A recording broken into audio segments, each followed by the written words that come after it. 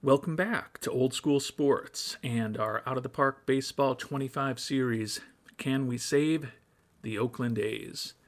And before we get this episode underway, I just want to wish all of our viewers here in the United States a happy Independence Day 2024. Despite all of the problems this country has, particularly right now, it is still a great place to live and definitely feel blessed to be an American.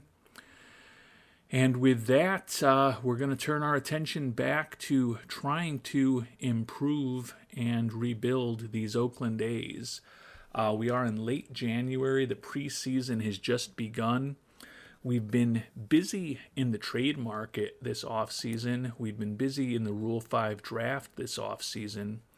But we really have not done much at all in the free agent market. And fortunately, I think that's going to change over the next several weeks. We just recently, today, got a second bump in the budget. We got a $20 million bump, amazingly, after a very disappointing 71-win season when the offseason began, to $144 million, and we just got another $6 million in the budget to $150 million. So by far the biggest budget we have ever had during our series here in Oakland. That being said, it's still the lowest budget in baseball, and we're still likely to have the lowest payroll in all of baseball. But even getting our scouting and player development potentially just over where they were a year ago, and putting enough into our draft budget to handle slots, we've got over $12 million to spend at this point. So at this point, we have two kind of key players that we're targeting. We do have an outstanding offer to Lyon Richardson, free agent right-handed reliever who I think could help the back end of our bullpen. Supposedly he favors that offer. Richardson is a very popular player, so hopefully if we sign him, might be a small improvement in our fan interest. We also, as you can see, have a number of minor league contracts out in terms of offers to guys who probably will help our AA and AAA teams. And you never know, one of those guys might make a 26-man roster when all is said and done. And despite the fact that we've also signed at this point 5 relatively bargain basement priced international amateur free agents, we've got almost half of the money that we had when the IAFA period began out to the center fielder Wilson Pedraza in an offer. I think he's probably going to end up going for more than that, even though he claims to favor our offer right now, in which case we will pivot and try to spend that money somewhere else. And we still may end up using it in a trade. We are scouting a number of players right now, so I don't see us making another free agent offer immediately. We've been talking throughout this off-season about needing some pitching help and needing some help on our in our outfield as well. Right now we are scouting Shane Baz, who missed the last year and a half with some significant injuries. So we've got low scouting accuracy on him. On paper, he would be a really nice addition to our staff, looking for about $8.5 million for 1 year. So he is a guy that we could afford. That said, we're scouting some other pitchers who aren't quite as highly regarded as well. Would love to get Lyon Richardson signed and consider adding Baz, but the other big opening that we have had throughout this offseason is for an outfielder, and preferably a right-handed hitting outfielder. We've talked about several that we've been looking at over the past episode. They are all still available. Also got some thoughts from Noglegs and Max Taylor since the past episode about some other guys to potentially consider. And they are guys that generally I've been looking at on the margins over the last several months since this offseason began. One is Hunter Goodman. We're trying to get up to very high scouting accuracy on him. Another right-handed bat that could certainly help us. He's a guy that we had a couple of years ago, put up a 112 WRC plus for us in just under 200 at-bats, playing primarily against left-handed pitching. Another guy who was mentioned is Jared Kelnick, who, of course, was with us primarily in AAA, but also as a September call-up last year. The reason I'm a little less interested in bringing him on board, despite a profile that looks pretty solid, decent range in the outfield, a really good personality, is that he's another left-handed hitter. And right now, when we think about our roster, the three best hitters on our team, Colt Keith, Tyler Soderstrom, and Chase DeLauder, are all left-handed hitters. Drake Baldwin, our catcher, who arguably might be the fourth best hitter on our team, is also a left-handed hitter as well. So I think we could use a more proven right-handed bat for the last kind of spot that we're looking to fill.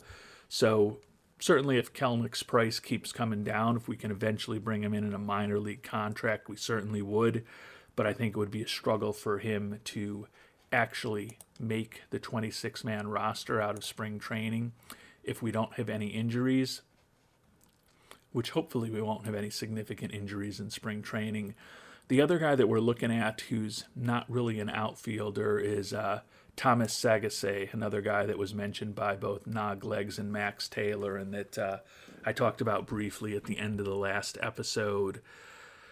He's a competent defensive infielder, and he could play left or right field. Wouldn't love him out there defensively, but does have a very interesting bat against left-handed pitching, and he's not completely inept against right-handed pitching.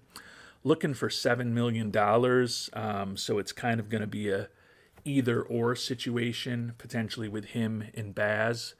But he is a right-handed bat that, although he's a bit more expensive than most of the other guys that we've been talking about for that right-handed hitting outfield spot, could certainly be in the mix, waiting to get up to hopefully very high scouting accuracy on him when we get this next scouting report back. So I think we're likely to just be patient over the next week and a half. Certainly not all of these position players will be off the market. Certainly not all the pitchers will be off the market. It's conceivable that a Sagase or a Baz or Boz ends up off the market before we can make a decision, and if that's the case, we'll just go to plan B. I don't want to spend this precious money that we do have available until I am really confident in our scouting accuracy, and since we just hired a new scout less than 3 months ago, as you can see, we've got a fair amount of work to get up to very high scouting accuracy on the universe at large. But hopefully by the end of this season, we'll be in a much better spot in terms of knowing the players than we are right now. So probably going to be a bit of a holding pattern for the next couple of weeks. See how things go with Richardson. See what happens with Pedraza. And then pivot to potential plan B and plan C. There's a fair amount of either players who are free agents or players who are on the trade block that we're looking at to get updated scouting reports on as well. And we'll keep moving along. Hopefully we can get those scouting reports. Hopefully there's still some interesting decisions for us to make with a good opportunity of players available. And when all is said and done, would love to add at least another couple of arms and at least one bat who can potentially help us improve this team this upcoming season, because we are on a one-year deal only, and ownership wants us to achieve a winning record. They've given us a bigger budget, as we've talked about, to try to do it at this point. So I feel if we're not successful in achieving that winning record and hopefully also improving our fan interest along the way, we could be in our last run with this team, despite having won a World Series just 13 or 14 months ago. I guess closer to 15 months ago at this point. And we finally have a Major League free agent signing here before the month of February in this offseason. Lyon Richardson, the reliever that we talked about, is signed. Think he could be a useful right-handed arm out of the bullpen for us. He is, as we mentioned, also popular. Overall fan interest increases significantly. The reaction by the fans are amazing. But when all is said and done, that's still only a 1-point bump in fan interest to 50 from 49. So better than nothing, but I would not consider that amazing in my definition of the word. And another piece of really good news, Wilson Pedraza did sign with us for that $2.65 million. So as the final guy that we ended up in the IAFA period, as I mentioned, he's the most expensive, probably the player with the highest ceiling of everyone that we signed this year. So to have a 6-person class highlighted by a guy like Pedraza, along with a bunch of other guys that certainly have some potential to be useful major leaguers, not perhaps as top-heavy as some of the previous IAFA classes that we've had in this game, but a pretty deep class that hopefully will be having a positive impact on our organization over the next 5, 10, hopefully 15 years. And we have got a trade lined up that is something, unfortunately, we're forced to do, but it's going to work out for us, I think, as far as the major league team this year. Mentioned in the last episode that we had kind of gotten to a point where our international complex was at 50 people, so we had to start cutting some players and looking to trade away some players. And we're also in a rare situation this year where we're actually running a full 40-man roster, which we don't typically do. But with all of the draft picks and the international amateur free agents that we've acquired over the course of this playthrough, we were at the point this past season where we needed to start protecting players from, I think, maybe 2026 ahead of the Rule 5 draft. Might have been 2025, but whatever. Regardless, I had to start protecting some younger players who probably aren't big parts of our future. As you can see, we've got a full 40-man roster, and when we look at the overall ratings, we've got a fair amount of people that are still relatively far away from the majors who we have to be protecting at this point. But with the acquisition that we made a few days ago, we need to open up a spot on the 40-man roster, and we are also going to be looking to make some additional free agent acquisitions. So we've had to shop some of the guys who were once prize members of our farm system to get them off of the 40-man roster and at least get something in return. So I wasn't necessarily thrilled with this trade from the personnel perspective, which we'll talk through shortly. But the real positive thing is that the San Francisco Giants are willing to throw in $7.5 million in cash to get this deal done. I was shocked that they were willing to give that much, but it's kind of the situation, similar to kind of the situation we saw with the Mets and some of the teams that they were trading with last summer, where the Mets were basically paying people for prospects by being willing to hold on to big chunks of those big contracts with the pitchers, the veteran pitchers that they traded away. This is kind of a different version of that trade where it looks like San Francisco is willing to throw in some cash to us to get some prospects that they like. So in addition to the cash, the one player we're going to get back is Andy Toribio, shortstop, 23-year-old, still on a minor league contract. He's only made it to high A ball. Really like his glove, actually, and he does have some positive personality traits. We're only average scouting accuracy on him. Question whether the bat is ever going to be major league quality, given that he's 23 years old and it's still pretty far off major league quality. But he's not an entirely useless player given his durability, his defense, his speed, and the positive personality traits. He just might not really be a hitter. But we were willing to take him in return for this as the best guy that we could possibly get, unfortunately, even before they were throwing in cash. So the cash will definitely help us. But we have to give up Owen Casey. Not a big part of our future. He's just a minor league free agent signing from a couple months ago, so happy to throw him in. But the two guys that we're giving up are players that were once important to our farm system, and in one case, one of the top prospects that we've acquired. Jeff Wiedock, a starting pitcher who we picked 5th back in 2026.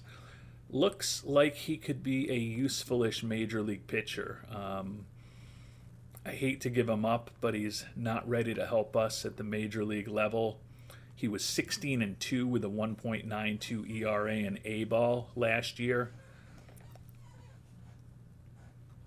22 years old. I don't think he's ever going to be a star, but I think he's definitely a better prospect than Toribio. And then we're also going to finally trade away Cruz Schoolcraft.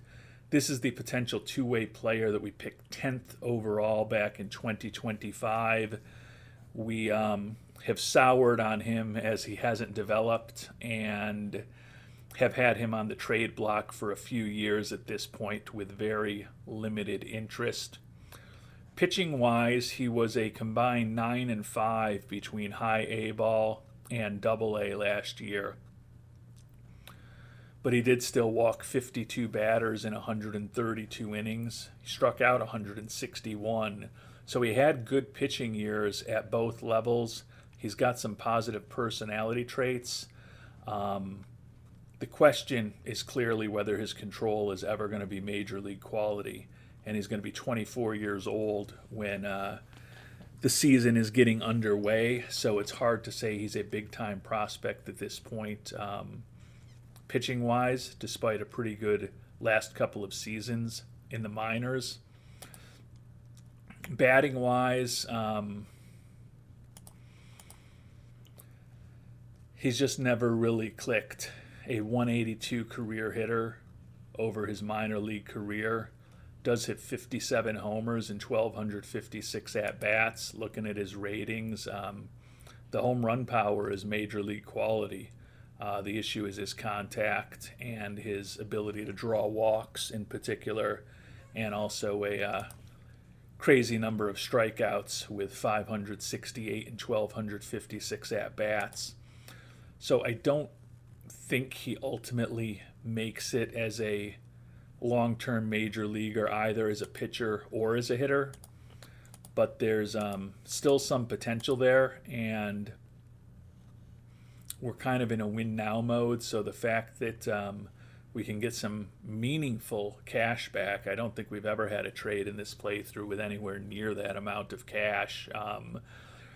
Even though I don't even think it's arguable. I think we're giving up the two best prospects in the deal in Schoolcraft and Wiedock, and the guy who's closest to the major leagues right now in Casey. We're getting some cash back, and we're getting a guy who at least could be a capable major league defender, even though I don't think he's really going to hit enough to stay in a lineup. And most importantly, we're going to clear up 2 spots on the 40-man roster, and why we're being so aggressive in doing that, we'll explain shortly. I guess in theory, I could have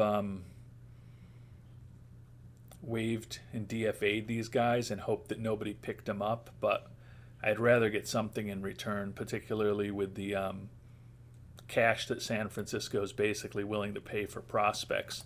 So we're going to go ahead and complete that trade, and then now we are in a position where we have plenty of money available. We didn't really need this money for what I wanted to do.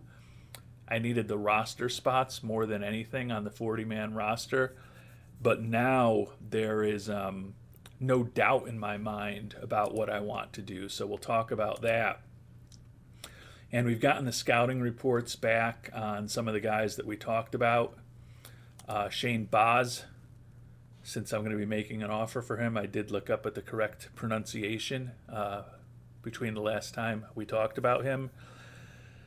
The 31-year-old, we've got a very high scouting accuracy on him at this point, and his stuff is well above average, movement and control above average, fastball and slider borderline world class, good curve, good changeup, good stamina, good work ethic.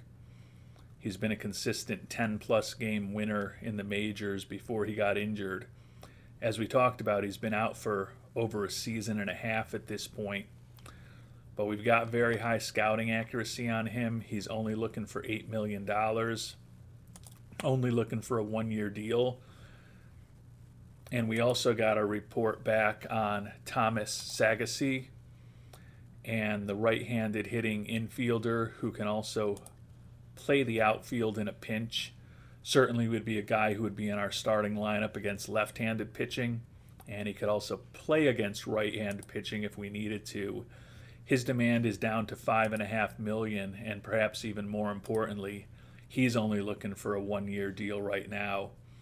So when we had about $12.5 million to spend before we made that trade, I had kind of come to the decision that we would do what we needed to do to fit these guys both under, even if we had to maybe free up $1 million here or there in scouting and player development.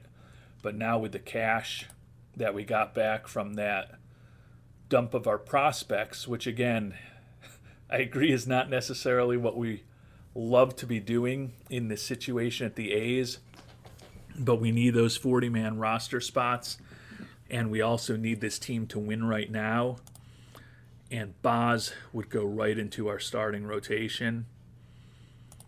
And Sagassi is a pretty interesting prospect as well, and now we can make offers to both of those guys. So we're going to try to bring both of them on board. At the start of this episode, as I said, I thought there was no way we'd possibly be able to get both of them, and it was going to be a either or situation at best, and possibly a situation where we didn't go after either of them. And now we're going to try to get both of them on board. And the fact that they both are looking for one-year deals is positive for us because we've got no money for extensions with the commitments that we've already made and the potential arbitration numbers for 2032. So both of these guys will be pure rentals if we're able to bring them on board. But we're going to give it a shot. Baz, looking for 1 year at $8 million, wants a spot in the rotation. Wants a bonus if he gets to 160 innings. I'm going to try to take that bonus out of there. If we offer him $7 million and we guarantee him a spot in the starting rotation, is that going to be enough? He's willing to think about it. So we've got an offer out to Baz. And now Mr. Sagassi, he's looking for $5.5 million, and he does want a spot guaranteed in the starting lineup. I would prefer not to do that with him.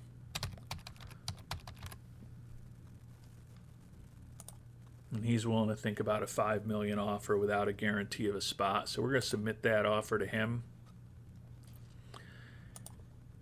So those would be two big additions, and you can see with the money we picked up in the trade, we've actually still got some available to maybe add an ancillary piece or two as we get closer to spring training or perhaps even into spring training. Or we could also enhance our scouting, player development, or particularly our draft budget. Given that we're going to be picking, I believe, 10th overall, I wouldn't mind a little more money being in that budget as well to just give us flexibility if there's a guy who happens to be available who is a bit above slot that we want to try to take with the 10th overall pick. But I don't love giving up the prospects, but we've got to kind of win this year, I think, to keep our job, and the ability to potentially add both Boz and Sagase is too attractive for me to let pass. And we've gotten some initial feedback from both Sagase and Boz, and they both seem to be leaning towards our offers right now. So the patient approach that we've taken to free agency this year could be poised to pay off for us in a hopefully big way. And both Boz and Sagase are locked up. The fans slightly pleased to have Boz on board. Sagase also on board. I'm guessing we're probably still going to be at 50 for fan interest. Now we got another 1 point bump thanks to Boz, so that's positive. So I really kind of like our rotation now. We got Ferris, DeCaro, and Miller back. We made the trades earlier this offseason for Burns and Dana. And now I think it's likely Caden Dana, who's probably going to lose his spot in the rotation to Boz. And Boz could be one of the guys near the top of our rotation. I think this is the best rotation we've ever had with this team. A couple years ago when we won the World Series, we really liked our rotation, but we lost Kyle Bradish and Nick Lodolo after that season, and certainly paid the price last year with a less experienced and less effective pitching staff. But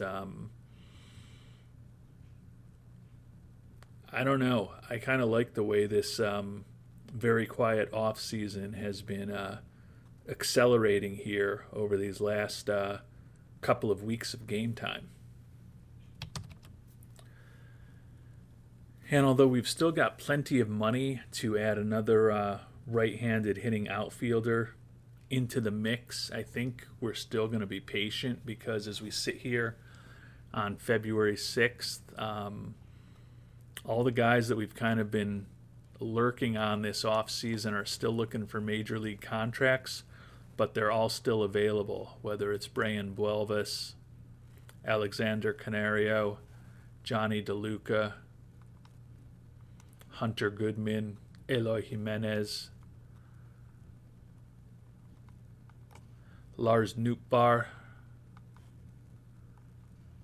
or Joey Weimer. I guess Nootbaar is a guy that I was less interested in because he's a left-handed hitter rather than a right-handed hitter, but he was mentioned by viewers, and he's now available for likely a minor league deal, so we'll make an offer to him to join us in the minors. But it's very conceivable that some of these other guys that we've been tracking will accept minor league contracts, and given that we are now fully back up to 40 guys on the 40-man roster, would prefer not to be bringing on another person on a major league contract unless we've got a trade in place to open up a spot on the 40-man, which we can certainly do, but some of those lower-end guys, there's just not a lot of demand for, so just waiving and DFAing them and hoping they make it through waivers might be the right approach with some of them as well. So I'm pretty pleased with the additions of Boz and Sagase already, as well as the fact that we also have made the trade to pick up, not the trade, we signed Lyon Richardson as a free agent. And we've also picked up our most expensive IAFA guy in Pedraza over the course of the last week and a half during this episode. So we've made a lot of progress, but honestly, things have kind of happened so quickly and so dramatically that I want to kind of regroup offline for a bit before the next episode. So before we finish things up here, even though we haven't moved that too far forward, going to take a quick look at player development and just see what's going on in the development lab. Unfortunately, Jake Ortega, Bertrand Albrighton, and Jaheim Pennyman, 3 of the top prospects in our system, are all frustrated with their programs with just 3 to 4 weeks left. Juan Rodas is excelling his quality of contact program, which is a more difficult program, so that's great to see. Roussel Shepard frustrated with plate discipline, but we do have Levi Sterling on track, increasing his pitch movement, as is Duncan Marston, and Jason DeCaro is excelling with his secondary pitch improvement. So looks like a situation where we could have 4 successful programs when all is said and done. Would love it if one of these guys who frustrated turns it around over the next 3 to 4 weeks as well.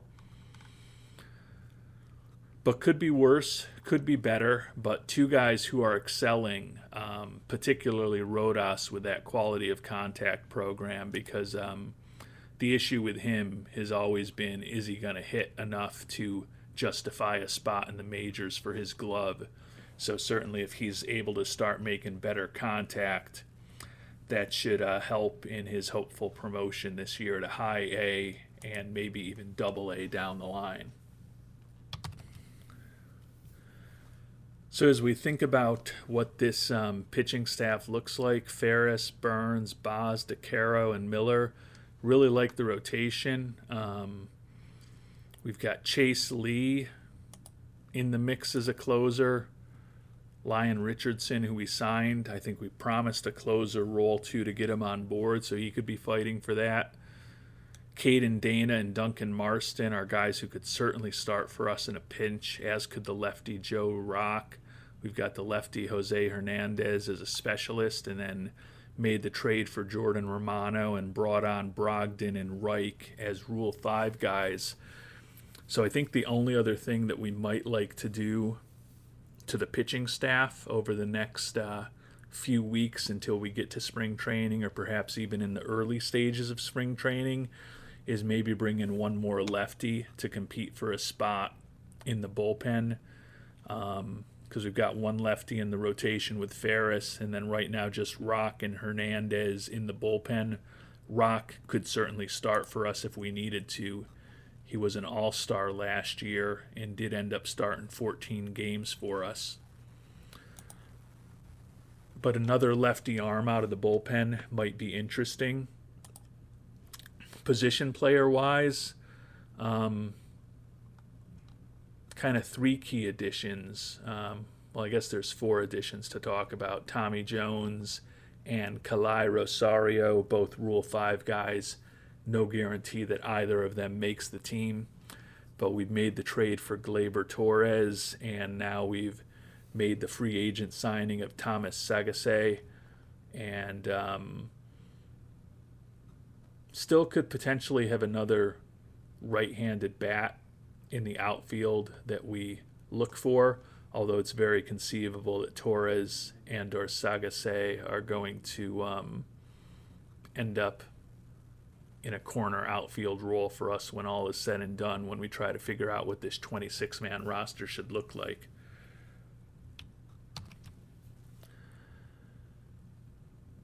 And since he is on the team now, I had to look it up since I figured I had probably been pronouncing it wrong, and it's actually Thomas Sagase. He actually hit a game-winning home run in the minors yesterday in real life. And our other new addition actually just got called up to the majors to fill a role after Tampa traded away Aaron Savale. So Sajasi and Boz are two new additions, both in the news in real life over the last 24 hours, and hopefully they'll be able to help us coming forward. This off-season, which was really quiet, has gotten a lot busier very recently. But as we talked about, we've got a lot of big goals this year. I don't think we're ever going to be particularly successful in the next 8 or 9 months in this very high importance goal of improving fan interest, since we've only picked up 2 points thus far. But if we can get this team with a winning record and hopefully also ultimately upgrade in center field if and when we bring up Jake Ortega, the top prospect in our organization, hopefully some winning and a little bit of progress on the goals will enable us to get more than the 1-year extension we got this past offseason, because I do feel like with the number 6 farm system in baseball, and at this point 6 top 100 prospects, this long road of building up this farm system is about to hopefully start paying dividends, and would love if we are around to try to take advantage of them, because as good as we're feeling about where we are right now and with the guys we've added, still last in budget and last in player payroll. But I think on paper, we've got one of the better teams that we've ever had in this playthrough, and we've made some progress this offseason. So next time around, we're going to finish up the preseason, finish up spring training, and cut the roster down to the 26 players we're going to begin the season with. Hopefully we'll have another addition or two to help us out. We do have some money available. I think I'm going to stash a little bit for the next few weeks while we're still working on those player development programs and player development. But we do have the opportunity to add another player or two. I don't know if we have any obvious open spots on the 26-man roster, except perhaps for a left-handed reliever. But I would still love to add another bat or two that we can stash in AAA. But again, for that to happen, we're going to have some experienced players who are willing to accept a minor league contract. And we'll find out whether we're able to get anyone to do that in our next episode. Until then, thanks so much for watching, and hope you have a great day.